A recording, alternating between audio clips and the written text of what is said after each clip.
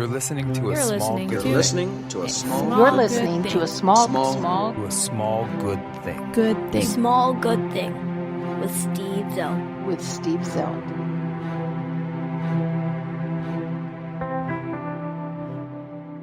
So, Donna Burns, welcome back for part 2.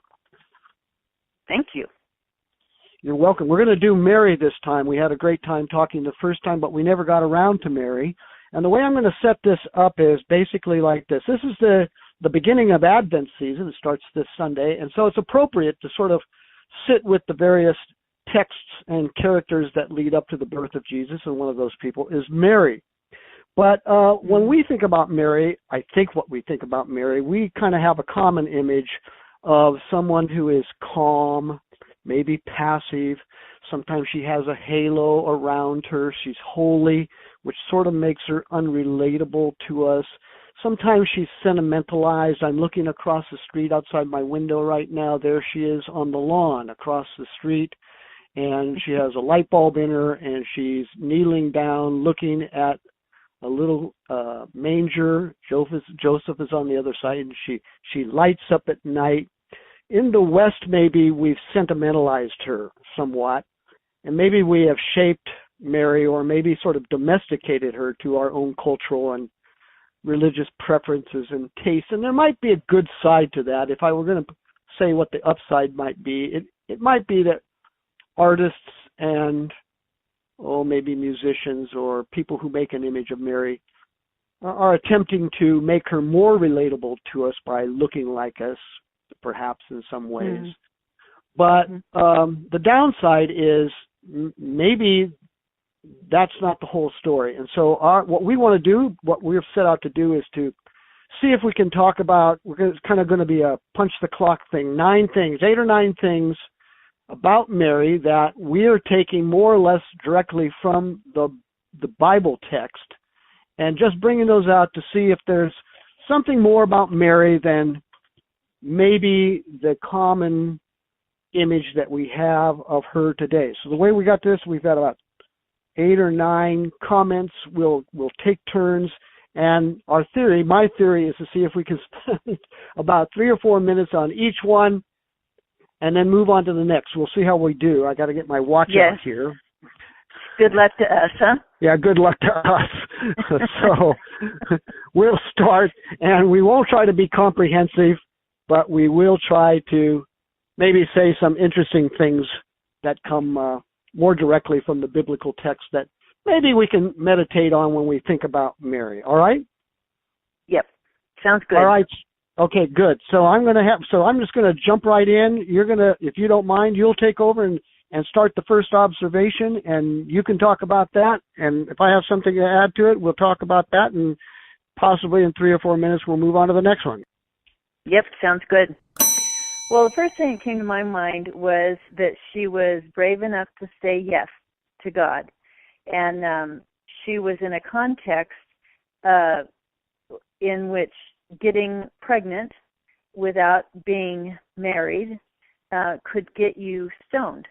And we see that with the Pharisees bringing the woman caught in adultery to Jesus and let's stone her. That was the context, the Levitical law. So she could have died. But her faith was bigger than the culture around her, and her response to God was, yes. Not just yes, but you favored me. Yes. And so it was dangerous for her to make that decision. Yes, very. And you know, Joseph, this is about Mary, but I have to say that Joseph's compassion for her to spare her from danger and humiliation was rewarded by God, and the angel coming to him and giving him that reassurance that this is from God, you know. But I think it's partly because of Joseph's kindness that God rewarded him by giving him reassurance. But you know, when you think about faith, to step out, it's one thing in our culture, we might have a social awkwardness or something to follow God in a way we think we should in a given circumstance. But she was putting her life on the line, and I don't think we're exaggerating to say that. No, I don't think we are exaggerating. It's important to remember, and we'll talk a little bit more down the road on this as another point. She's not only putting her life on the line, she is in some sense putting her reputation on the line as well, because she will become immediately suspicious on that point. Here's a question for you, and it's just a sidebar question. The story is that the angel comes and announces to her that she is full of grace, that she's favored by God. And he's going to overshadow her, and she's going to give birth to. Could she have said no? I think so. Yes. God announces to her, but God is not a bully, and God comes with invitations, and from the creation account, we know that God lets us say no. All right. The second thing I want to point out, which I think most people know, but I just want to talk a little bit about it, and that is she's a teenager. And nobody knows, no Bible scholar knows for sure how old she actually was. The scholar people know that women or young girls at that age were often married sometime between the age of 12 or as late as 19, 20, 21. That was typical.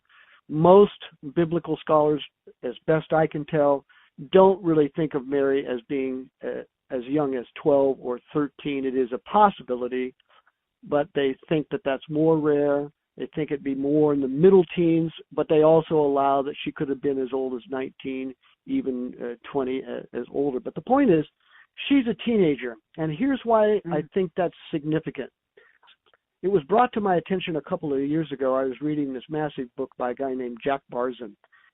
He is a brain, comprehensive historian, social historian of ideas, and he wrote a masterwork.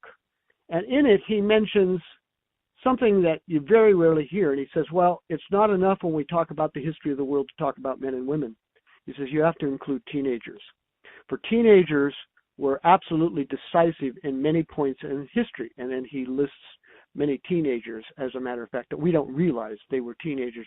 And it's interesting to me that God comes to, of all people, not somebody who's more mature, not that that might be possible, but a young girl, a teenager. And that speaks to me that it has a kind of affective power to me. And that is, I've got a granddaughter who's 14. She was 13 last year.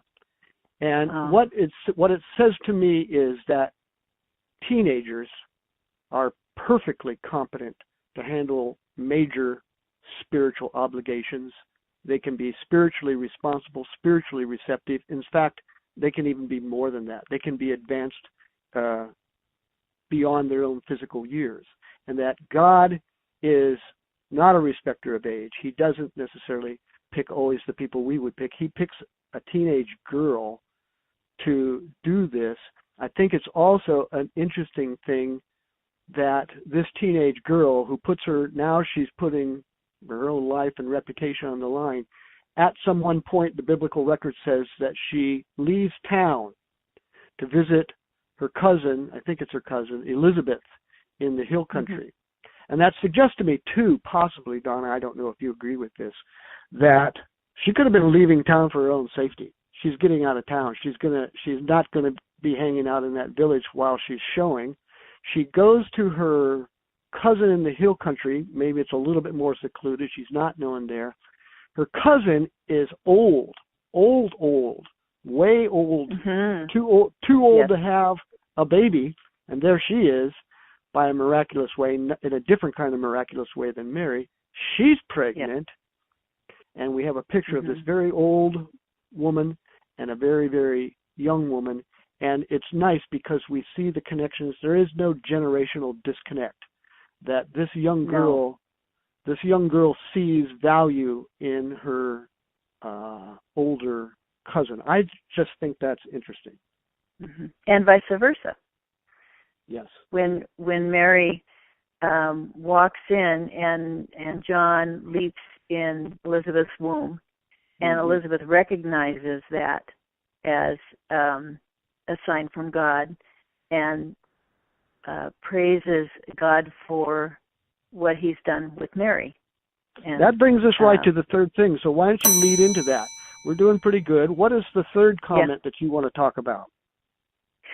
Well, I just love Mary's Magnificat, and she praises God and mentions a lot of things in it, but she says, for one thing, that from now on all generations will call me blessed, for the Mighty One has done great things for me. Holy is his name. And so she receives the blessing that God is giving her personally. But then later on she says God is bringing down rulers and lifting up the humble. And he's helping his servant Israel. So she's connecting what God is doing with the Savior, the promised Messiah, and she's aware of the injustice that God is addressing, that he's bringing down the rulers and raising up the humble, and he's being good to Israel. So she's a minority, and we're going to talk about that a little later, but she is a Jew in an oppressed situation during the Roman occupation, and they're longing for a Messiah, which people are thinking it's going to be another king along the lines of David. They're longing for justice. They are, and they're longing, and they're thinking in terms of political and social justice in the here and now in their lives. So Mary, when she's doing the Magnificat, she's talking about God righting injustice and raising up Israel again. She's not, in my opinion, thinking about a Savior who will die on the cross and the spiritual kingdom that Jesus is ushering in with his incarnation.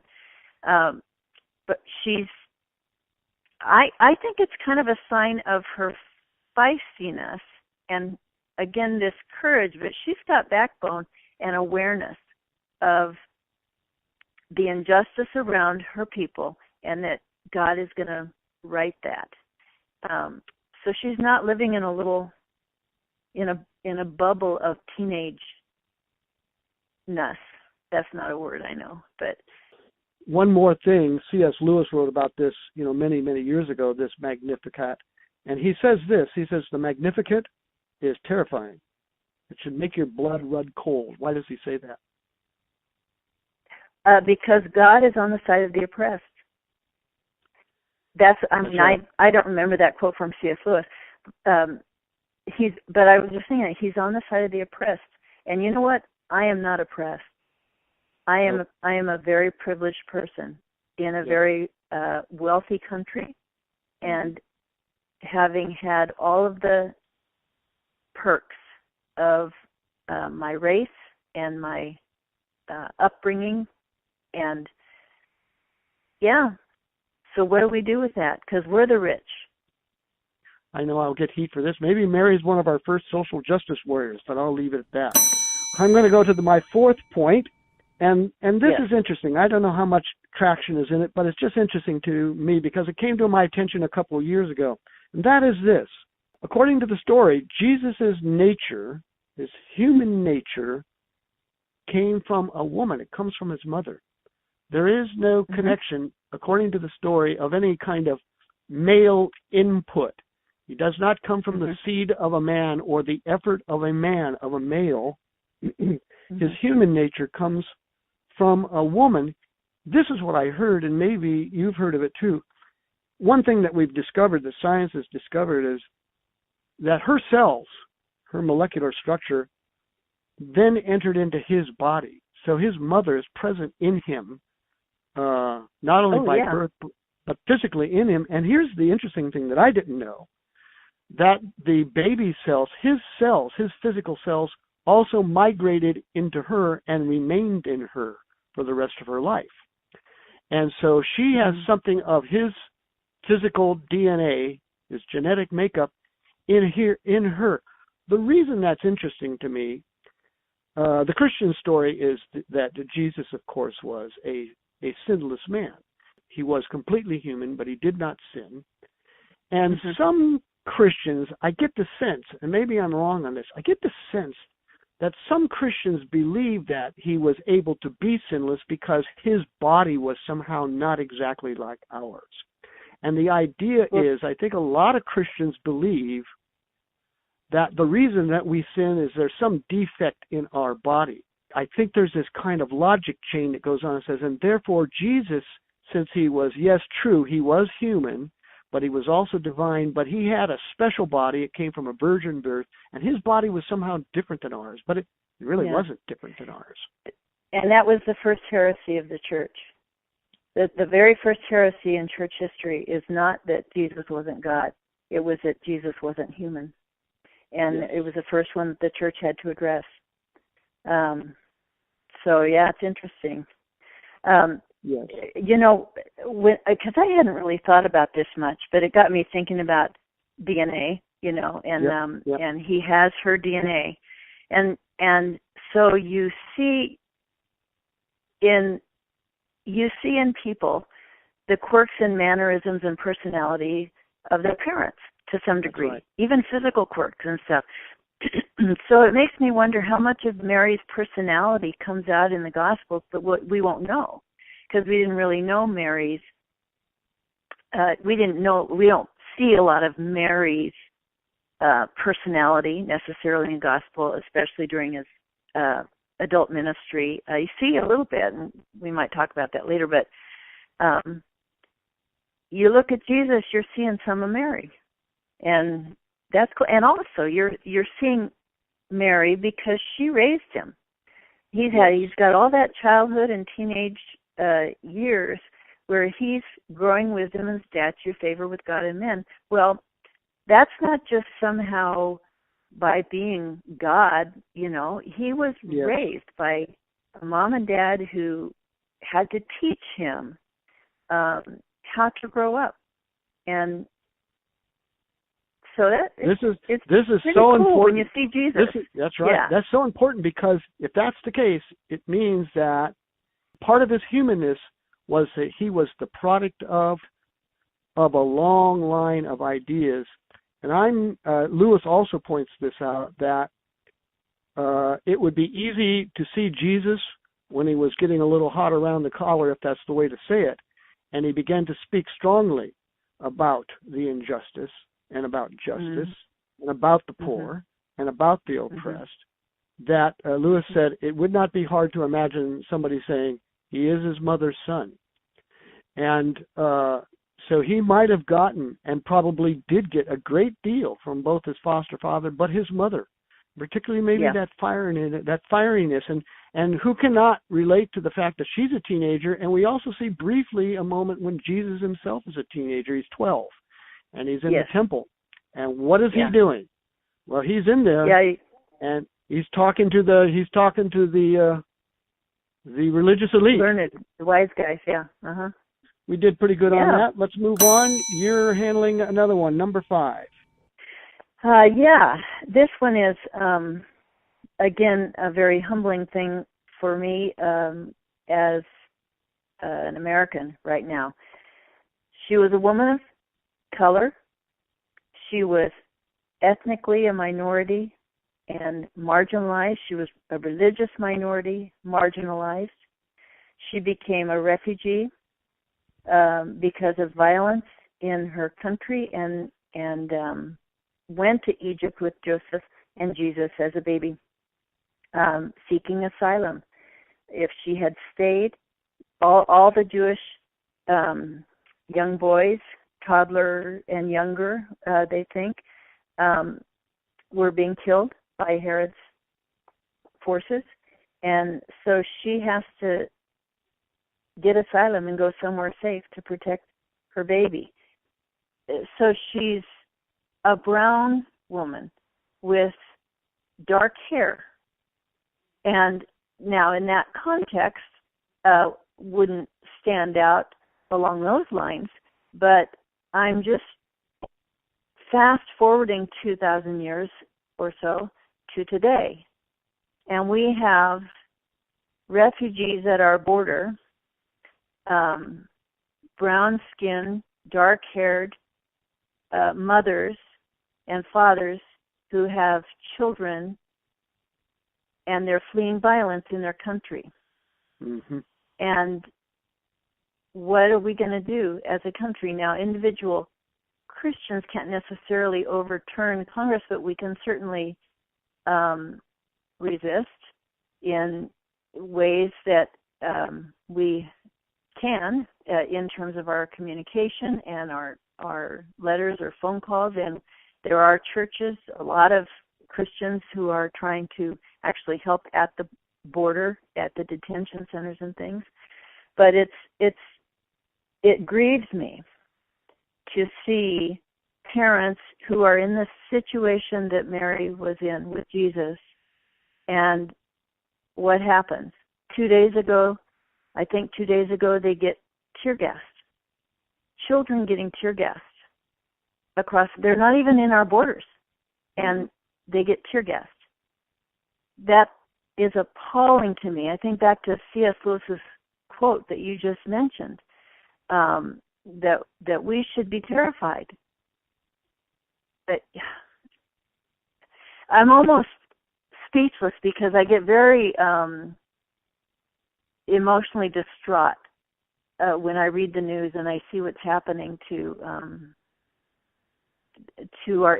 immigrants now. And I'm not saying there doesn't need to be immigration policy and orderly immigration, right, and things. And so I would like us, as if we call ourselves Christian, let alone just compassionate humans, take religion out of it. And if we read the story of Mary and Joseph fleeing to Egypt, and if we have a Christmas card with a picture of them riding a donkey and they're going to Egypt and she's carrying the baby, then we had better think about how we treat immigrants now, because they are in very similar situations. That I'm not even going to say anything to that last sentence. That's a beautiful summation. I want to move on. Thank you. I want to move on to the next point, which is your point as well. And I'll read it and then you can comment on it. She followed her son Jesus in his ministry and witnessed her son's excruciating and humiliating death. What do you have to say about that? Well, a couple of thoughts came to my mind. One is she was the one who prompted Jesus' first miracle of turning water into wine. They're at this wedding and they've run out, and she knows that Jesus can do something about it. We don't know why she knows, but she raised him all those years to adulthood, and then lived in close proximity to him. So she says, well, talk to my son. Jesus says, it's not time yet. Do what he says. She's pulling him in, And I think that's a very fun picture of her personality and her encouragement, hey, let's go for this kind of a thing.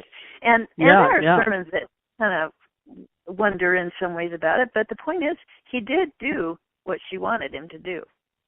Yeah, and I want you to keep going. That's going to come back, and I'm going to touch you on that, on something I'm going to say later, but continue, please, about this, following him.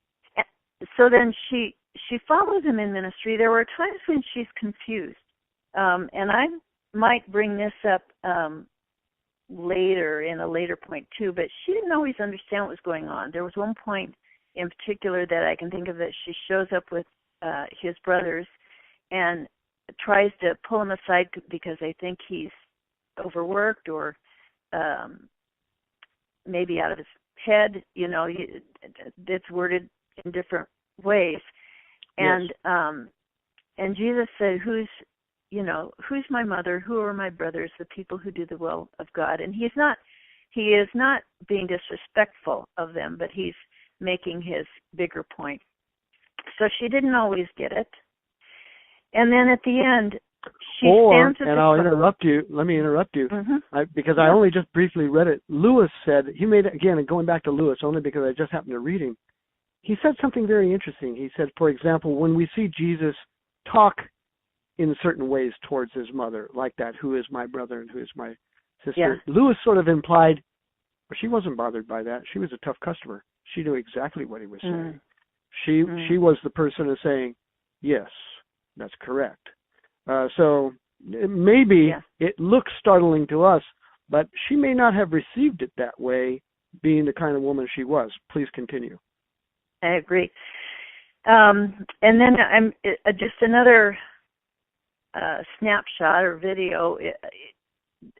Just imagining her at the foot of the cross, and she's just standing with him in his suffering, and not fleeing either for fear of being identified with Christians, but also not fleeing the horror of the scene.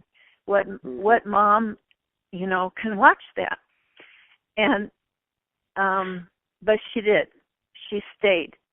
And maybe this segues into this next point of yours. She was among the women of the early persecuted church. Yes, and she's listed, for example, in the first chapter of Acts when Jesus has ascended and they're all gathered, and there's the disciples, and it lists them, and then it lists some women, and it includes in Mary, the mother of Jesus, and his brothers. And so there she is. And she's not featured prominently really after that. But we know she's there, and we know from the book of Acts that the early church is persecuted. And we know from history that it continued on. But she stayed in the church and ministered among the early church members. So she is a woman acquainted with violence, and any person, I have never suffered that. I'm not remotely close to that experience, but my reading of history and literature is deep enough to know that anybody that is that frequently and that closely associated with real violence, the real danger, physical violence, physical danger, and they live through it, and their spirits are intact, they're very, very powerful people. They have something that's very rare. They have moral authority. When they speak, it's really, I say sometimes to my students or just people in general, it's really hard to argue with a person who has spent time in jail for years and years and then comes out.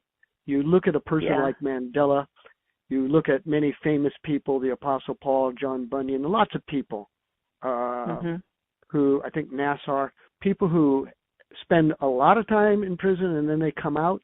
It's really hard to argue with those people because they're not talking about theories. They actually, they've been tested by fire. All right, I'm going to move on, and probably I'll just quickly touch this. If it's true that Mary had other children on the Protestant account, and if it's true that one of her children was also James, who wrote the book of James, who was the James, or rather I should say the James who wrote the book of James, and also was one of the first people killed in the early persecution of the church, then this poor woman, she had to watch two of her kids die. That is and no her deal. Friends. And her friends. So she is, any which way you twist and turn it, somebody with that we probably don't want to sentimentalize. I want to move on to this next point, and this will be a sticking point with you, but that's okay. On the Catholic account, On the Catholic account, here's what's interesting to me about the Catholic version of Mary, and this is not a textual interpretation or observation, but it is a logical interpretation based on the text, and I'll explain. Mary, to the Catholic imagination, is not just a flat figure on the paper. She's not merely a role model that inspires us. She's more. She is actually, she's alive now. She's active. We can't see her, but she's active now, and she will be active in the future in the kingdom that Jesus talked about and the prophets talked about that's coming in the eschaton, somewhere down the road. There's coming the kingdom. And the Catholics see her as the Queen of Heaven. That is to say, she's not the bride of Jesus. She is the Queen Mother. And the Queen Mother is, she has authority. And she rules and she governs. And she is doing that now. Not only that, and I'll touch that, I'm going to go back to that little interesting thing you said when she was talking to him at the wedding and speaking to him to draw him in to do his first miracle. She has influence with her own son. She does not boss him around. She does not make the final call.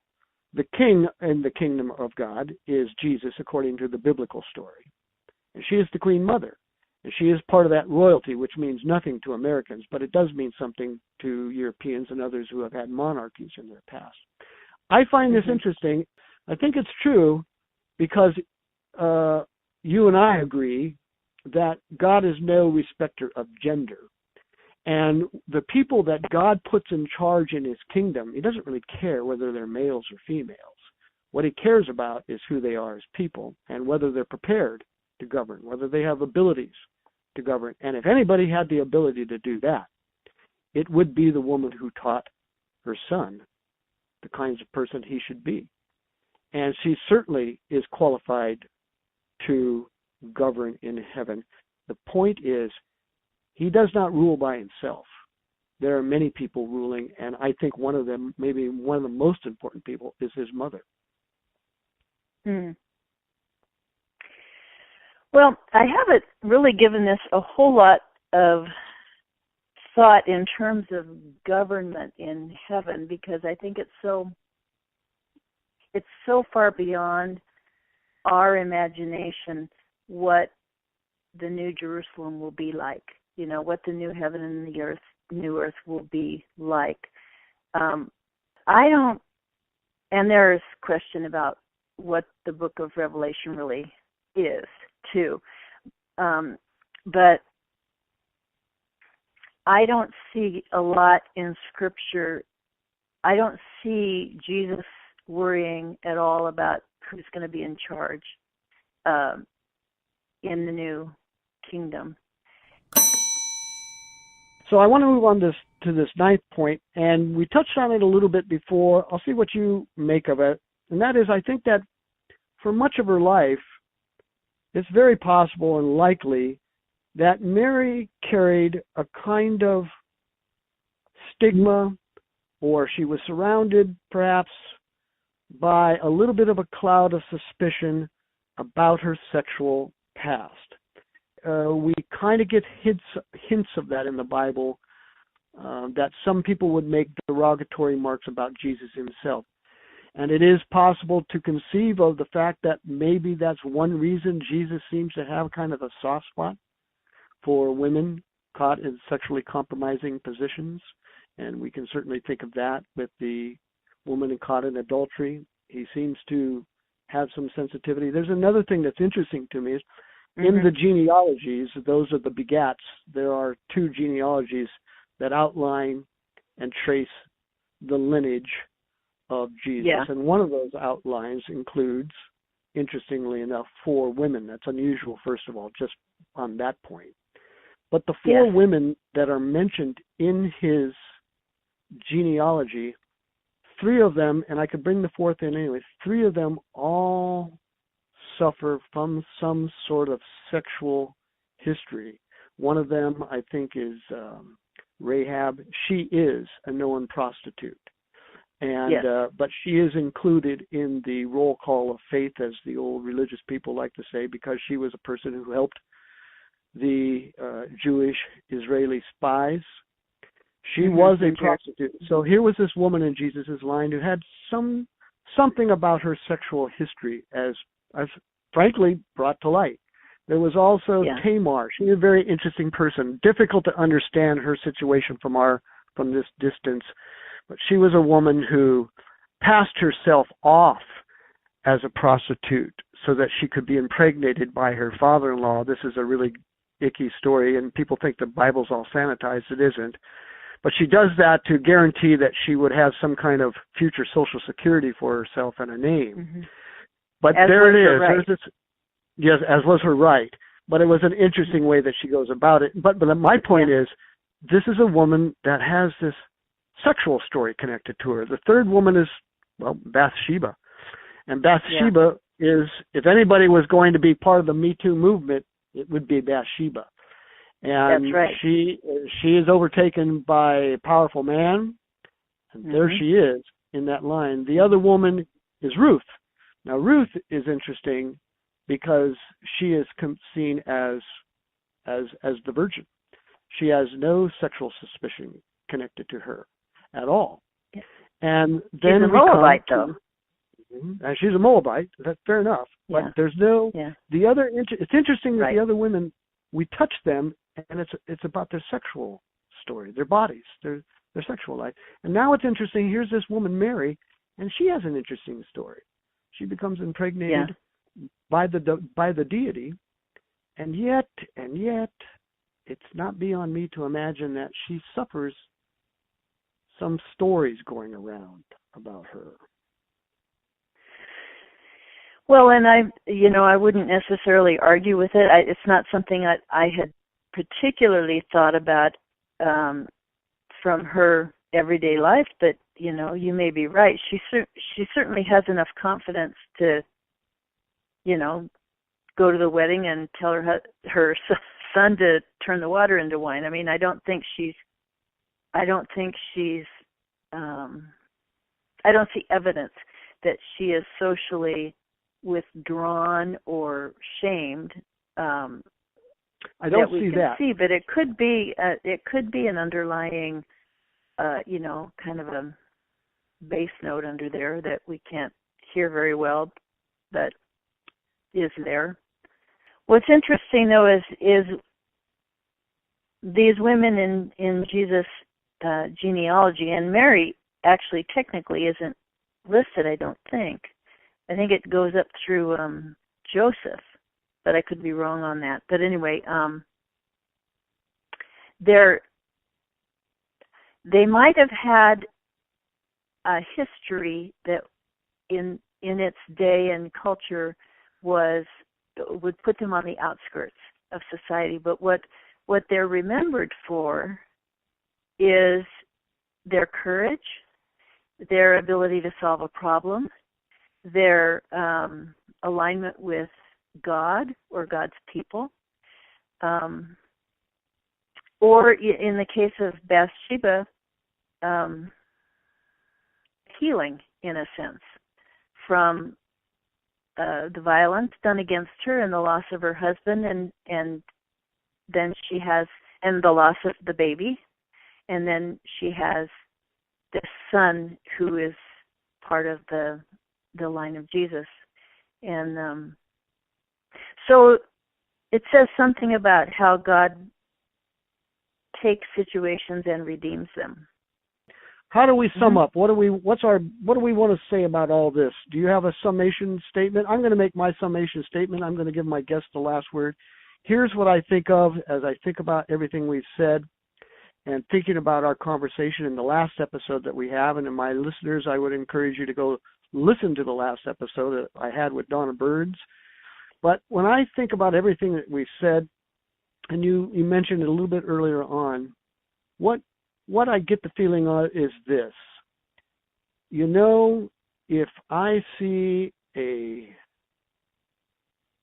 teenage single mom black girl who's from another country and doesn't speak my language very well and is poor, I want to be real careful about how I treat her, because for all I know, God is using her as the God bearer of something that I need to know about him. It's her, that person. The person that I'm likely not to notice, there she is. God uses all kinds of people to bring his message, and it's important that I'm as open to all kinds of people as I possibly can be open to. Yeah. Yeah. And I guess I would, you could have so many different closing thoughts, but one that I would have is that Mary, it kind of goes back to your introduction. We sentimentalized her, but Mary isn't a meme.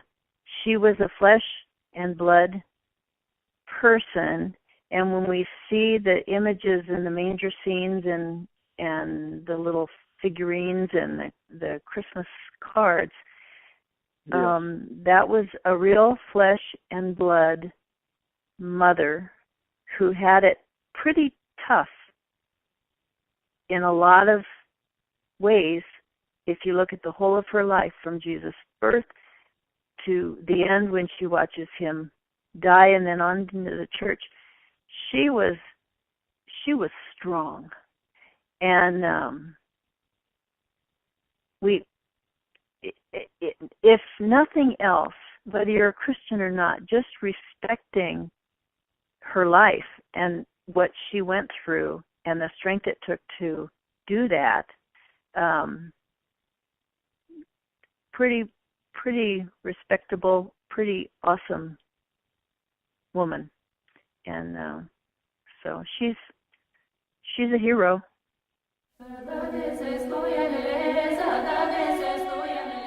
Donna Burns, thank you so much.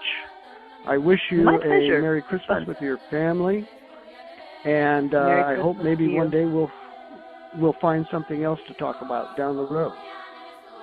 Oh, it wouldn't surprise me at all if we did find something else to talk about down the road. That'd be great. Thank you, Donna. My pleasure. You're welcome.